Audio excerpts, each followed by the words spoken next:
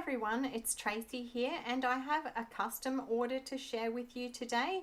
As you can see, it's a steampunk journal. The cover is made from an upcycled book covered with embossed black cardstock, and on the front I've decorated with metal gears and also a filigree piece with a door knocker on it. There's also additional embossing and a removable dangle on the spine. This is an 8" by 5.5" journal and has 3 signatures with approximately 120 pages.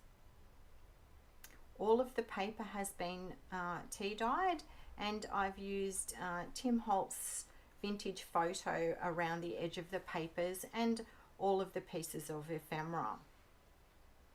Little die cut clock there with movable hands, and just a piece of paper that I've used as an extra journaling spot, tucks in behind that little piece.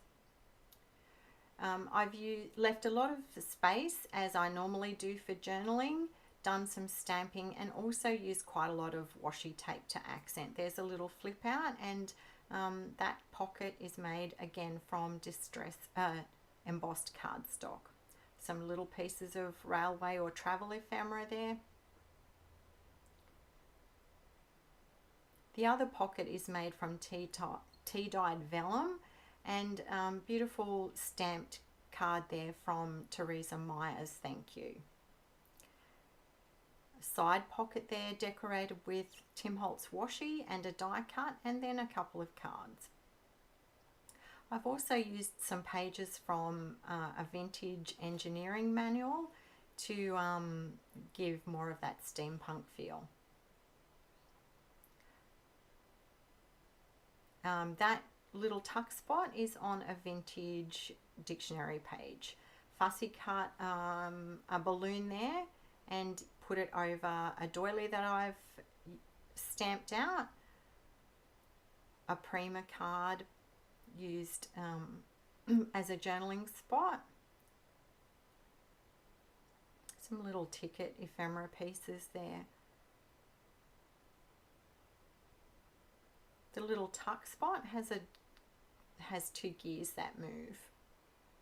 And this is a tiny little envelope. Thank you, Deb Robinson, for the template. I love using it.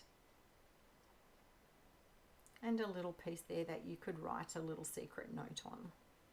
So the little envelope is actually made from the tea-dyed vellum. A pocket that I've made with lots of die-cut gears and a fussy cut balloon envelope that I've made. And that card is actually from the collection I've used quite a lot in this journal, which is Steampunk Chronicles from Dreams, etc. Another little vellum envelope, and that's the center of that signature with the beautiful page. The little clock there is actually a Spellbinders die cut, and it's a little tuck spot and then a larger tuck behind it. Some beautiful Blanche stamps there. Some pieces of ephemera and a tea-dyed vellum page with a little fussy cut car. Love that page. And there's another one of the dictionary pages. Another LeBlanche stamp and a page from the engineering manual. I like to use the tucks up in the corner to try and balance out the thickness of the journals, because they can get a bit chunky down the bottom. There's another envelope that I've made with a little piece of Prima ephemera in there. So plenty of places to do your own journaling, put your own pieces of ephemera.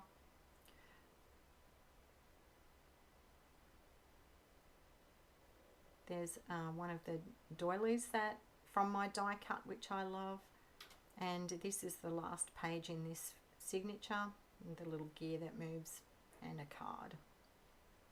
So that's the first signature. There's quite a lot of that aqua colour throughout to add to give the journal a bit of a lift. Otherwise I find they can be quite dark. And thank you to my friend Louise Hulser for the butterfly die cut. There's another gear that moves.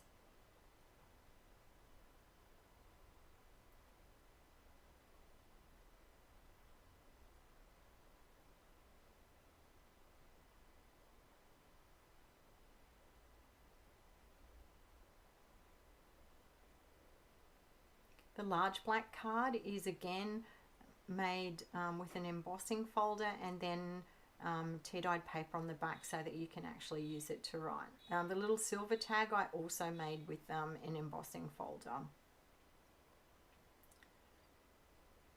Another one of those spinning clocks.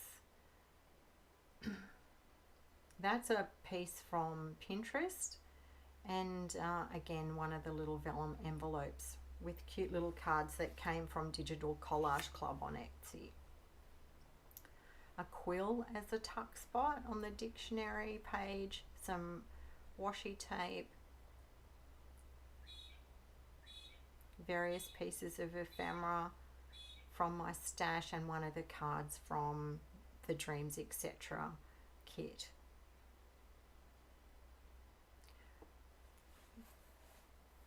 That's a fabulous piece that I found on Pinterest.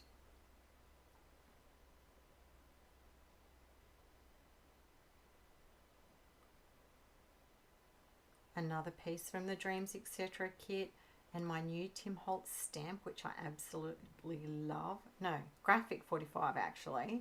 It goes with the Steampunk Debutante papers, which I love. Large journaling card that I've made. Those again are the cute little cards from Digital Collage Club.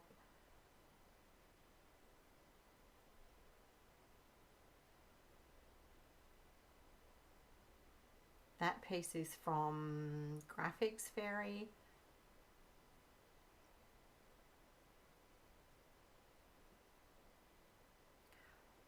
I've used quite a lot of copper coloured seam binding and copper coloured eyelets on the larger tags to give a bit more colour as well. A little bit of glitz there. Love this flip out page, it's really cute. That little card comes from Graphics Fairy. And then some extra pieces there.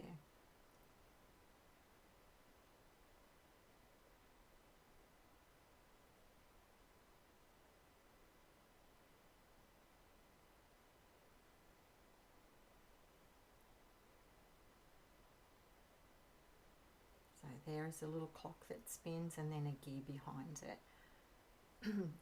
The horse is from Graphics Fairy, and then the steampunk card is from the Dreams Etc. kit. And there's the final signature. Beautiful cards there.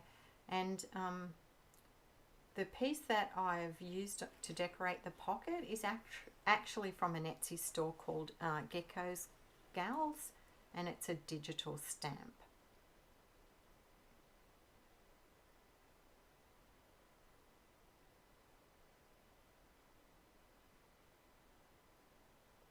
I've also used just random papers from my stash in the colours that I was going with. Little side pocket there just for something a bit different.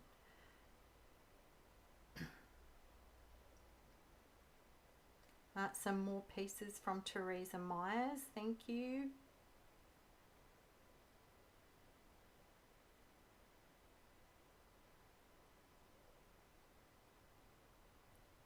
That aqua coloured pocket is also embossed. And here's another one of those flip out half pages.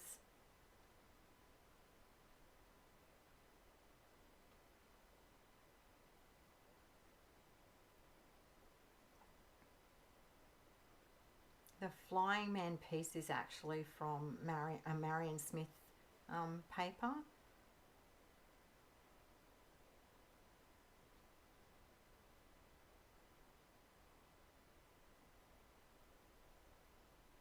one of my beautiful steampunk stamps. And a card that I've made, decorated it with some gears. And that's the center of the final signature.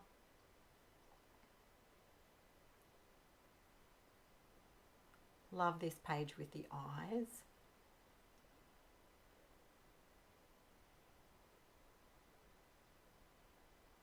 Decorated that tuck with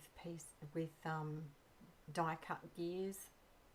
That I've also accented that card with die cut gears in different colors. One of the parchment corner tucks, and my little man there that I love to put in my steampunk journals. He has such an amazing hairdo.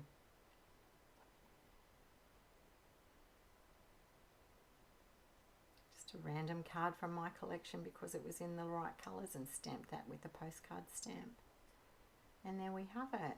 And so a little hitch post on the front and some black seam binding finishes it off. I hope that you've enjoyed watching. Please leave a comment in the box below. Thank you.